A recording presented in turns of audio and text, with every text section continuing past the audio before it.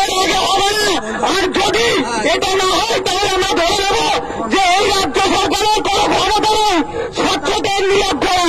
কারণ 2000 যেগুলো দুর্নীতি ছিল সেগুলো তো সব নিয়োগ হয়েছে এই অপদার্থ সরকার। আর এই অপদার্থ পর্ষদ সভাপতি গৌতম পাল ওই আগে পদত্যাগ চাই আর শিক্ষামন্ত্রী। আর গৌতম পাল সভাপতিকে একটা সরাসরি প্রশ্ন, আপনি যদি নিয়োগ দিতে না পারবেন তাহলে পদত্যাগ করুন। আপনার যে ডিগ্রি, আপনার যে শিক্ষা সেটা লজ্জা পাবে। আপনার শিক্ষা লজ্জা পাবে। আপনি অনেক ডিগ্রিধারী সেটা আমরা জানি। আপনি যদি নিয়োগ দিতে না পারেন ওই টেট নেওয়ার জন্য, ওই ডিএলএড পরীক্ষা নেওয়ার জন্য আপনার দরকার নেই।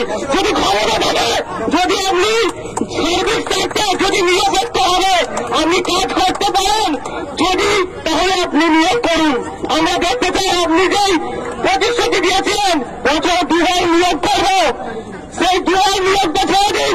2022 টেট পাশে আজকে আমরা 2 বছর রাস্তায় নেমেছি। উত্তরবঙ্গ থেকে দক্ষিণবঙ্গ থেকে 24 কিলোমিটার চলে আসছে কেন আন্দোলন করতে হবে?